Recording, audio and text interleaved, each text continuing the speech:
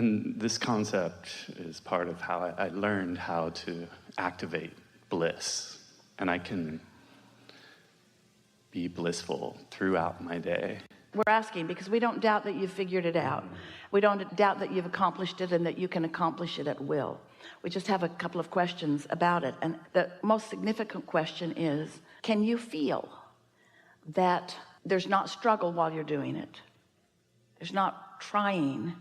There's an expectation of finding it. Can you apply to your technique or your experience the concept that we're offering here with such deliberate intensity, the getting out ahead of it quality of it? Describe what you're doing. I need to get out of my own way and just focus on the... Can't do it? Absolutely, yeah. And if I'm so distracted by all this that's going on. So the first thing then is recognizing whether this is a probable moment in time to do it. And this is really the point that we're making. It's recognizing, have I gotten out far enough ahead of it that this is a likely time for me to tap into that? Because if it's not a likely time for me to tap into that, then I'm faking it till I make it, or I'm efforting too much. And in all of that, I'm just making it worse. You see what we're getting at? But if I'm aware of how I feel, and I've been caring about how I feel, and I've been taking baby steps, so to speak, about feeling good, and I found in my pile of sticks some of those surefire sticks that always feel good, so I am getting out ahead of it. You help because your expectation is that something good's going to happen here. It's why you're here. When Esther stands at the podium, it just takes seconds for her to just let go of everything, and her vibration just becomes equivalent to the vibration of us. You saw something that doesn't happen very often, in fact maybe never, where as Esther is let go and is allowing us, she thinks of something, and when she did, she felt the sort of resistance in the energy, because her human thought is resistant to her non-physical thought. Can you sort of get what we're talking about? When Esther allows Abraham to flow purely through her, there's no resistance in that. Sometimes people will say, can I give you a hug? And if it's the last conversation before a segment of refreshment, often we just give into it and allow it to happen. But usually we say, not a good idea, because it's disruptive to Esther's energy. You can see why. So this whole conversation is about understanding my readiness to put my foot on the gas. Yes? And if you're not tuned in, tapped in, turned on, then don't do it. There's practice which creates ease and flow with it. The more I practice it, the easier it gets. It doesn't feel like I'm forcing it. So let's talk about why. Expectation changes. That's like with Esther. She would never even fathom walking over here with you all waiting and not being able to reach Abraham. That never enters her mind, because 100% of the time, one time a dog killed a chicken and she couldn't find us. Jerry said, go get Abraham. Esther was too distraught. She couldn't find us. But under these conditions, she has never not been able to reach us, and so she just always does. And so what were you saying? Through practice, it's easy, and I'm asking if through practice, but this is the distinction that you're helping us to offer here. Through practice that's in alignment with the laws of the universe. There are a lot of people who practice working hard. There are a lot of people who practice sacrifice. There are a lot of people that practice struggle.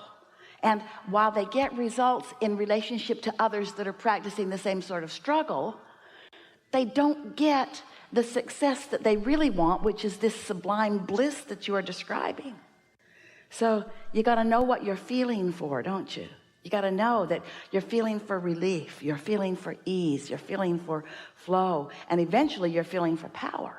But don't feel for power before you've found ease. Don't try to get the power from the universe until you've eased yourself into knowing that you are up to speed with it.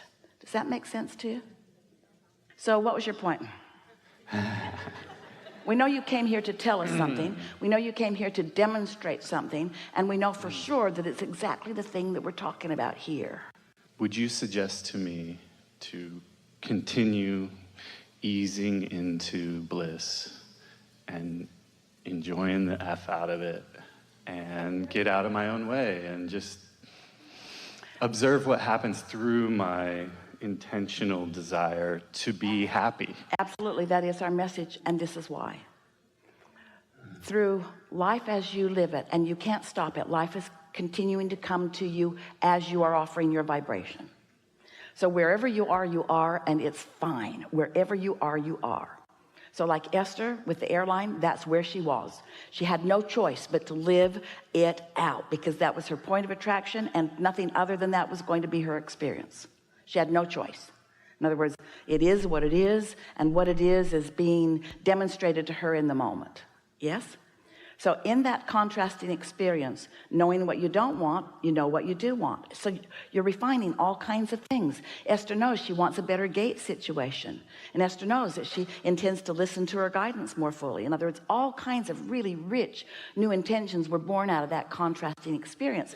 So her vortex expanded, and source energy is all over it. And her experience is more now than it would have been if she had not had that experience, or more now than if you had not had that mother who has that dysfunction, or more now than if you hadn't lived. In other words, whatever you're living has caused an escalation, an evolution of your vortex.